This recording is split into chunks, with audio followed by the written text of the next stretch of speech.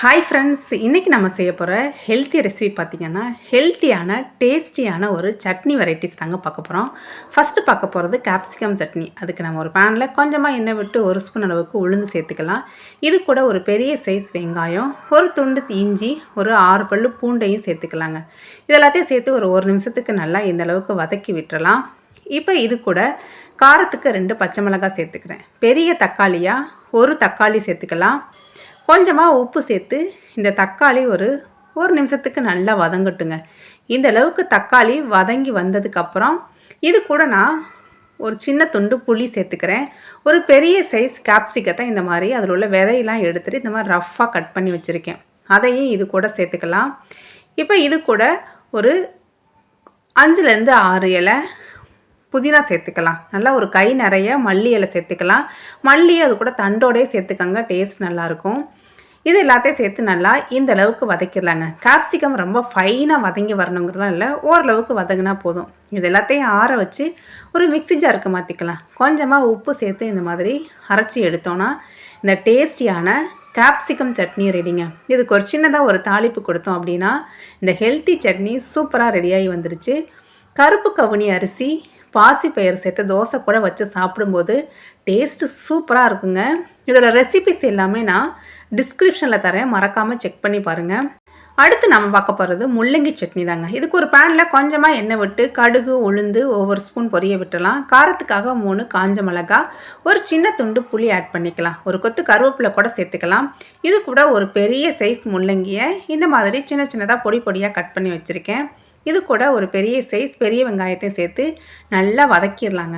முள்ளங்கியோட colour இந்த அளவுக்கு மாறி வரணும். அதோட பச்சை வாசனை போகிற அளவுக்கு நல்லா வதங்கினதுக்கப்புறம் இது கூட ஒரு கை நிறைய மல்லி இலை, ஒரு 1/4 மூடி தேங்காய் சேர்த்துக்கலாம். மல்லி இலை தேங்காய் சேர்த்ததுக்கப்புறம் ஸ்டவ் ஆஃப் பண்ணிடலாம். ரொம்ப நேரம் வதக்க வேணாம்.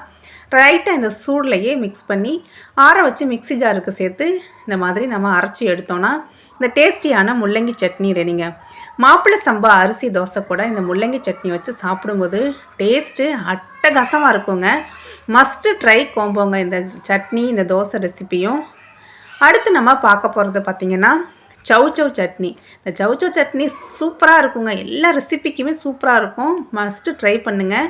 சவுச்சவை இந்த மாதிரி தோல் எடுத்துகிட்டு பொடி பொடியாக கட் பண்ணிக்கலாம். ஒரு பேனில் கொஞ்சமாக எண்ணெய் விட்டு 3 காஞ்ச மிளகாய் நாம் கட் பண்ணி வச்சுருக்க சவுச்சவையும் உள்ளே சேர்த்துக்கலாங்க. சவுச்சவை சேர்த்து நல்லா இந்த அளவுக்கு வதக்கி விட்டுறாங்க. ஒரு 2 நிமிஷம் நல்லா வதங்கினதுக்கப்புறம் ஒரு பெரிய சைஸ் தக்காளியாக ஒரு தக்காளி சேர்த்துக்கலாம். கொஞ்சமாக உப்பு சேர்த்து இந்த சவுச்சவு தக்காளி எல்லாத்தையும் நல்லா வதக்கி விட்டுறலாங்க. இது கூடவே ஒரு சின்ன துண்டு புளி, ஒரு கொத்து கருவேப்பிலை சேர்த்துக்கலாம். இந்த சட்னிலாம் செய்யும்போது கருவேப்பிலையை இந்த மாதிரி வதக்கும் போதே சேர்த்துருங்க.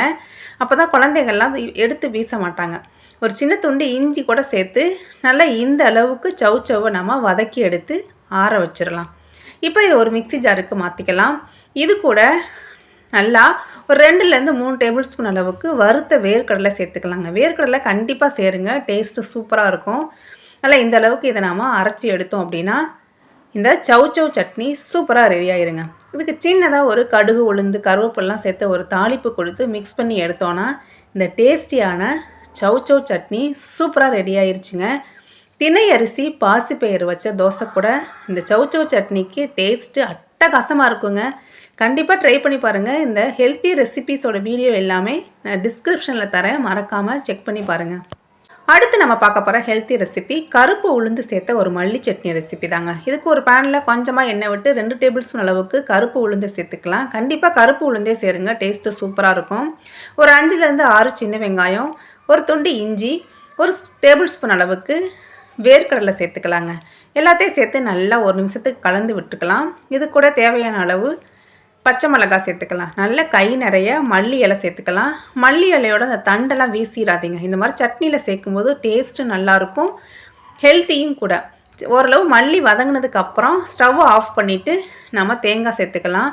நல்லா இந்த மாதிரி கலந்து விட்டுருங்க. அந்த பேனில் உள்ள சூட்லேயே நல்லா இந்த அளவுக்கு கலந்து எடுத்துக்கலாம். ரொம்ப நேரம் வதக்க வேணாம். தினை அரிசி பாசிப்பயிறு சேர்த்த தோசைக்கும் இந்த கருப்பு உளுந்து மல்லி சட்னிக்கும் டேஸ்ட்டு அட்டகாசமாக இருக்குங்க. கண்டிப்பாக நீங்களும் ட்ரை பண்ணி பார்த்துட்டு கமெண்ட் பண்ணுங்கள். இது மாதிரி நிறைய மில்லட்ஸ் வைத்த ஹெல்த்தி ரெசிபிஸ் நம்ம சேனலில் இருக்குது, மறக்காமல் செக் பண்ணி பாருங்கள். இந்த வீடியோ உங்களுக்கு யூஸ்ஃபுல்லாக இருந்தால் மறக்காமல் ஒரு லைக் ஷேர் கொடுங்க ஃப்ரெண்ட்ஸ். அப்படியே ஷீலா எர்ன்ஸ் சேனலை சப்ஸ்கிரைப் பண்ணிடுங்க. தேங்க்யூ.